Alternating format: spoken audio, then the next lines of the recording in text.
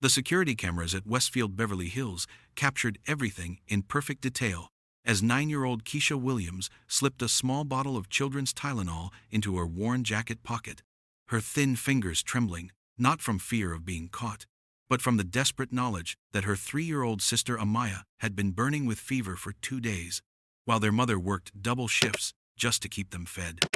What the cameras also recorded was the moment when Khalil Al Mansouri, heir to a pharmaceutical fortune worth over $300 million, witnessed the theft from his position near the luxury watch display, and made a decision that would transform all their lives in ways that none of them could have imagined. When desperation and compassion collided in the marble corridors of Stein, one of America's most exclusive shopping centers, Keisha had been caring for her baby sister alone in their car for the past week, while their mother Sandra worked at 3 different cleaning jobs, trying to earn enough money to pay for the motel room that kept them from sleeping on the streets in the dangerous neighborhoods where people like them became invisible statistics rather than human beings deserving of help and dignity. The fever that had been consuming little Amaya's small body was getting worse despite everything Keisha had tried, from cool washcloths to the home remedies that other homeless mothers had shared in whispered conversations at food banks and shelters, where asking too many questions about sick children might bring unwanted attention from authorities who could separate families forever. The Williams family's descent into homelessness had begun 8 months earlier, when Sandra lost her full-time job as a medical billing clerk after the small clinic where she worked was absorbed by a larger healthcare corporation that eliminated positions to increase profit margins. The irony was not lost on her that she had spent years processing insurance claims and medical payments for a system that would later deny her own children access to healthcare when they needed it most. But survival required focusing on immediate practical concerns rather than dwelling on systemic injustices that she had no power to change as an individual. Sandra's attempts to find comparable employment had been frustrated by the reality that most medical billing positions now required experience with specific software systems that she couldn't afford to learn on her own, while the certification programs that would have made her competitive cost thousands of dollars that might as well have been millions. Given her financial circumstances, the jobs that were available to her without additional training paid barely above minimum wage and offered no benefits, creating a vicious cycle where working full-time still left her unable to afford basic necessities like housing and healthcare. The medicine bottle in her pocket represented hope that she couldn't afford to purchase legitimately because the $18 she had saved from collecting cans and bottles was needed for food that would last them through the week until their mother's paychecks arrived from the cleaning companies that paid poverty wages for back-breaking work performed by women who had no choice but to accept whatever employment they could find, without documentation or references. Keisha had learned to read at an advanced level by the time she was 6 years old, but her education had been disrupted repeatedly by family moves and housing instability that made consistent school attendance impossible. The public schools that served homeless children were often understaffed and overcrowded, with teachers who lacked the time and resources to provide individual attention to students whose home circumstances created additional learning challenges. Despite these obstacles, Keisha possessed natural intelligence and curiosity that impressed every adult who took the time to engage with her beyond her circumstances. Her responsibility for caring for Amaya had forced her to mature far beyond her years, developing skills in problem-solving, time management, and crisis response that most adults never master, but which were essential for survival when your family's safety depended on a child's ability to navigate complex systems and make life or death decisions without adult guidance or support. Khalil had been shopping for a birthday gift for his teenage daughter, who lived with her mother in London, browsing through jewelry and electronics with the casual indifference of someone for whom money was never a barrier to acquiring anything he desired. When he noticed the small girl moving through the pharmacy section with the careful determination of someone on a mission far more serious than typical childhood wandering, something about her focused intensity and obvious anxiety had caught his attention, triggering instincts that he had inherited from his grandmother, who had always possessed an uncanny ability to recognize when people were struggling with problems that pride prevented them from sharing openly. The Al Mansouri family empire had been built on pharmaceutical manufacturing and distribution across the Middle East and North Africa. But Khalil's generation had expanded into luxury real estate and technology investments that generated enormous profits while maintaining the medical industry connections that had made his great-grandfather wealthy during the early days of modern drug development. Despite his privileged upbringing and international education, Khalil retained memories of his grandmother's stories about poverty and hardship that had shaped their family's values about helping people who found themselves in desperate circumstances through no fault of their own. His grandmother, Fatima Al Mansouri, had been born into poverty in rural Lebanon and had witnessed firsthand the way that lack of access to basic medical care could destroy entire families when treatable illnesses became fatal because of economic barriers. Her stories about neighbors who died from conditions that wealthy families could cure with expensive medications had instilled in Khalil a deep understanding of how pharmaceutical companies could become instruments of both healing and injustice depending on their pricing policies and distribution priorities. These childhood lessons had created internal conflicts for Khalil, as he inherited wealth that was partly derived from the same healthcare disparities that his grandmother had described,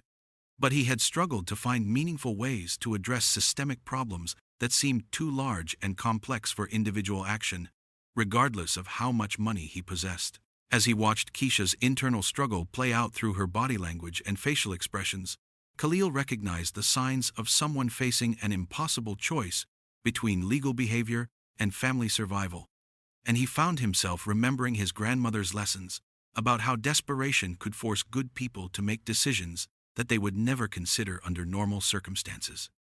The expensive clothes and luxury shopping environment that surrounded them could not mask the reality that this child was dealing with a crisis that money could easily solve, but which her circumstances made insurmountable through conventional means. Instead of alerting security or confronting the girl directly, Khalil chose to observe and understand the situation before taking any action that might make her problems worse rather than better, because his business experience had taught him that complicated problems usually required nuanced solutions rather than simple responses based on surface appearances or legal technicalities. The security systems at Westfield Beverly Hills were among the most sophisticated in the retail industry, with artificial intelligence programs that could identify potential shoplifters based on behavioral patterns and facial recognition software that could track individuals across multiple visits to create profiles of suspicious activity. These technologies had been designed to protect wealthy shoppers from petty crime, but they also created surveillance networks that made privacy impossible for anyone who entered the mall's public spaces. Keisha's movements through the pharmacy section had triggered multiple alerts in the security command center, where trained professionals monitored dozens of camera feeds and coordinated responses to potential threats with law enforcement agencies that treated retail theft as a serious crime, regardless of the circumstances that might have motivated such behavior. When Keisha finally made the decision to take the medicine, her movements were quick and efficient, but lacked the practiced smoothness of someone who stole regularly, suggesting that this was an act of desperation rather than habitual criminal behavior. And Khalil found himself impressed by her obvious intelligence and careful planning, even while recognizing the legal and ethical complexities of her situation. The security guard, who had also been monitoring Keisha's movements, began walking in her direction with the purposeful stride of someone preparing to make an arrest. But Khalil intercepted him before he could reach the girl, using his obvious wealth and authority to redirect the guard's attention away from what appeared to be a minor shoplifting incident. "Excuse me, I think there's been a misunderstanding," Khalil said quietly to the security guard, his tone carrying the kind of calm authority that wealthy people learn to project when they need to control situations without creating public scenes. "That little girl is with me, and I was planning to pay for her medicine at the front counter." The lie was delivered with such casual confidence that the security guard accepted it without question, because Khalil's expensive clothes and obvious prosperity made him exactly the type of customer that upscale shopping centers train their staff to accommodate without unnecessary scrutiny or confrontation. The social dynamics that protected wealthy people from inconvenience also created opportunities for them to extend similar protection to others when they chose to exercise their privilege constructively. As the guard returned to his regular patrol, Khalil approached Keisha with the careful, non-threatening manner that adults learn to use when dealing with children who might be frightened or suspicious of stranger interaction especially children whose circumstances had taught them that adult attention often led to problems rather than solutions. "Hello," he said softly, positioning himself at her eye level to minimize the intimidation factor that his height and adult status might create. "I noticed you took some medicine, and I was wondering if someone in your family is sick and needs help." The direct but gentle question caught Keisha off guard because she had been prepared for accusations and threats from authority figures. But Khalil's tone carried genuine concern rather than judgment,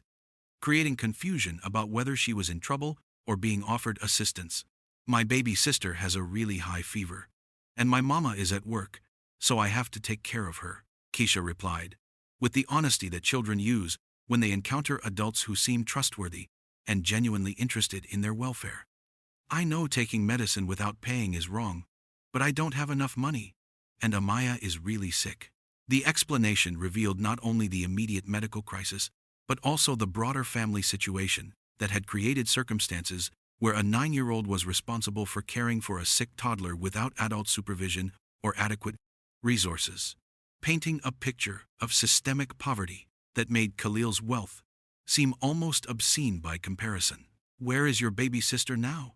Khalil asked, his concern shifting from the shoplifting incident to the much more serious issue of a sick child who might need immediate medical attention that her family couldn't afford to provide through conventional healthcare systems. "She's in our car, in the parking garage," Keisha replied, her trust in this kind stranger overriding the caution that her mother had taught her about talking to wealthy men who might have ulterior motives for showing interest in homeless children. "I left the windows cracked so she can breathe, but she's been crying and burning up with fever." The revelation that a sick 3-year-old was alone in a car while her 9-year-old sister attempted to steal medicine created an emergency situation that demanded immediate action, and Khalil found himself taking responsibility for a family crisis that he had stumbled upon by accident but could not ignore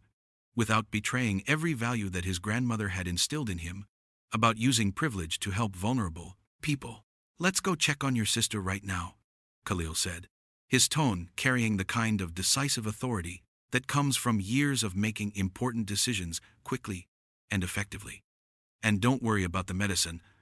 I'll take care of paying for whatever she needs." As they walked toward the parking garage, Keisha found herself telling this generous stranger about her family's circumstances, explaining how her mother worked multiple jobs but still couldn't earn enough to afford stable housing or health insurance,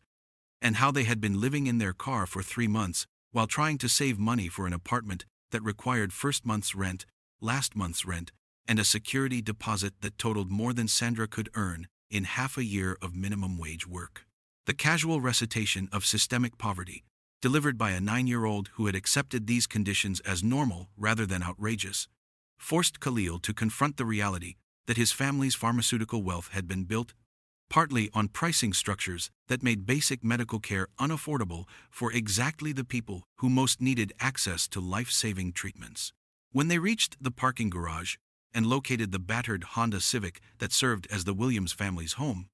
Khalil's heart broke at the sight of little Amaya lying listlessly in a makeshift bed created from folded blankets, her small body radiating heat that was clearly visible even without touching her skin, while her labored breathing indicated that her condition was far more serious than simple childhood fever. The car itself told the story of a family's desperate attempts to maintain dignity while homeless, with careful organization of belongings in storage containers and coolers, battery-powered fans to provide circulation, and improvised privacy screens that offered some protection from the judgment and scrutiny of people who had never experienced housing insecurity. "How long has she been like this?" Khalil asked, his voice carrying the urgency of someone who recognized that they were dealing with a potentially life-threatening medical emergency rather than minor illness that could be treated with over-the-counter medication. 3 days, Keisha replied, her own worry finally showing through the mature composure she had been maintaining while trying to handle responsibilities that no child should have to manage alone. "She won't eat anything, and she keeps crying, but we can't take her to the hospital because we don't have insurance." The admission that financial concerns were preventing a sick child from receiving medical care crystallized Khalil's understanding of the broader injustices that had created this family's crisis, and he made a decision that would commit him to far more than just paying for shoplifted medicine. "We're taking her to the hospital right now," Khalil announced, his tone brooking no argument as he carefully lifted the burning child from her car seat. "Money is not going to be a problem, and we're going to make sure she gets whatever treatment she needs." The drive to Cedars-Sinai Medical Center took 20 minutes through Beverly Hills traffic, with Khalil using his connections and influence to arrange for immediate attention from pediatric specialists, while Keisha held her sister and whispered reassurances that help was finally coming after days of fear and helplessness. During the drive, Khalil called ahead to the hospital's emergency department, identifying himself as a major donor whose family foundation had funded the construction of an entire pediatric wing, and requesting that the medical staff be prepared to treat a critically ill child whose family lacked insurance coverage, but whose care would be guaranteed by his personal financial commitment. The emergency room staff responded to Khalil's arrival with the kind of immediate attention that wealth and influence could command. But what impressed the medical professionals was not his obvious prosperity, but his genuine concern for two children who were clearly not his biological relatives, and his insistence that cost should not be a factor in determining the scope and quality of treatment that Amaya received. Dr. Sarah Chen, the pediatric attending physician who examined Amaya, quickly determined that the child was suffering from pneumonia, complicated by dehydration, conditions that could have become life-threatening if left untreated for much longer, but which were completely treatable with antibiotics and intravenous fluids that would have her recovered within days. "She's going to be fine," Dr. Chen assured Keisha, as nurses began administering the medications and supportive care that Amaya needed. "But another day or two without proper treatment could have been very dangerous. You did the right thing by getting help when you did." The medical confirmation that immediate treatment had potentially saved Amaya's life validated Keisha's desperate decision to steal medicine, but it also highlighted the broader systemic failures that had put a child's life at risk because of her family's economic circumstances. As Amaya's condition began to improve under professional medical care, Khalil found himself learning more about the Williams family's story and the series of unfortunate events that had led to their homelessness, despite Sandra's determination to work multiple jobs and provide for her daughters through honest labor. Sandra Williams arrived at the hospital in a panic after receiving Khalil's call at her workplace, expecting to find her daughters in trouble with authorities or facing medical bills that would destroy any hope of financial recovery, but instead discovering that a stranger had taken responsibility for ensuring that Amaya received the care she needed, regardless of cost or insurance complications. The meeting between Sandra and Khalil created an opportunity for him to understand the full scope of the challenges facing working families who found themselves trapped in cycles of poverty despite their best efforts to achieve economic stability through legitimate employment and responsible behavior. "I work 60 hours a week at 3 different jobs," Sandra explained as they sat in the hospital waiting room while Amaya received treatment. "But none of them offer health insurance or pay enough to afford rent in this city, so we've been living in our car while trying to save money for an apartment deposit." The explanation of how full-time employment at multiple jobs still failed to provide economic security or access to basic health care forced Khalil to examine his assumptions about poverty and recognize that individual hardship often resulted from systemic problems rather than personal failures or lack of effort. Over the following days, as Amaya recovered and the family remained in the hospital under Khalil's financial sponsorship, he found himself developing genuine relationships with people whose experiences had been completely foreign to his privileged upbringing, but whose strength, intelligence, and dignity challenged every stereotype he had unconsciously absorbed about homelessness and poverty. Keisha's maturity and sense of responsibility impressed him as much as her obvious intelligence and curiosity about the world beyond her immediate circumstances,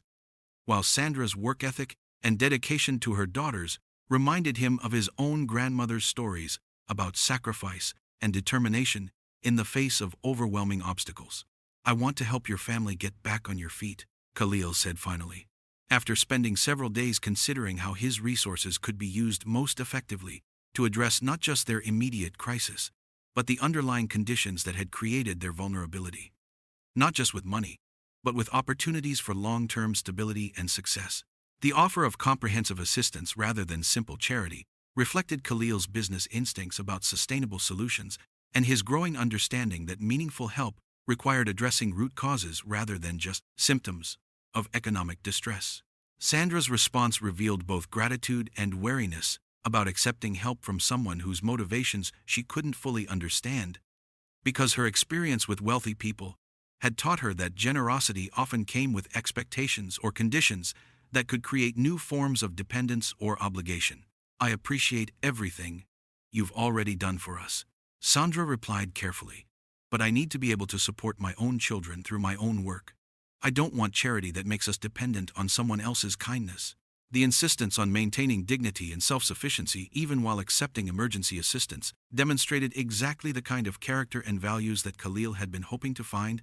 and it convinced him that his help would be an investment in people who would use opportunities effectively, rather than simply consuming resources without contributing value in return. What if it wasn't charity but partnership? Khalil suggested, his entrepreneurial mind already developing ideas about how Sandra's work ethic and Keisha's intelligence could be channeled into opportunities that would benefit everyone involved. "I'm looking for people with integrity and determination to help manage some of my business interests, and you've already demonstrated exactly those qualities." The proposal to transform their relationship from charity, recipient, and donor into business partnership represented a paradigm shift that addressed Sandra's concerns about maintaining dignity while providing Khalil with access to perspectives and insights that his privileged background had never provided. Over the following months, Sandra's position managing several of Khalil's rental properties evolved into a comprehensive property management business that employed dozens of other working families who had been struggling with similar challenges, while Keisha's education was enhanced through private tutoring and enrichment programs that revealed academic abilities far beyond what her circumstances had previously allowed her to demonstrate. The transformation of the Williams family from homelessness to stability and success became a model for how wealth could be used constructively to address systemic problems, rather than simply providing temporary relief for individual crises. And it inspired Khalil to develop broader initiatives focused on breaking cycles of poverty through strategic investment in human potential. Years later, when Keisha graduated from Stanford University with degrees in medicine and public health, her scholarship was funded by the foundation that Khalil had established, using principles learned from his encounter with a desperate 9-year-old who had been willing to risk arrest to save her sister's life. The security camera footage of a small girl stealing medicine had captured a moment of crisis, but the real story was about how recognizing shared humanity across economic and cultural boundaries could create opportunities for transformation that benefited everyone involved, proving that the most valuable investments were often made in people rather than properties, and that the greatest returns came from understanding that individual success meant nothing unless it contributed to collective well-being. Before we wrap this story up, I'd like to congratulate you for reaching this far. And if you enjoyed this story as much as I think you did, then be sure to check out the rest of our channel for more exciting and inspirational stories like this one. And don't forget to show your support by liking and subscribing, so this channel can reach more people just like you. Now back to the story. The medicine that Keisha had stolen that day had cost less than $10, but the relationship that began with that desperate act had generated millions of dollars in economic opportunity and social change, demonstrating that true wealth was measured not by accumulation but by circulation, and that the most profitable businesses were those that created value for everyone they touched, rather than extracting resources from vulnerable communities. The little girl who had been caught stealing had taught a pharmaceutical millionaire that the most important medicine was compassion, and that healing could only happen when people with resources chose to see beyond surface circumstances, to recognize the potential that existed in every person who had been written off by systems that measured worth through bank accounts, rather than character.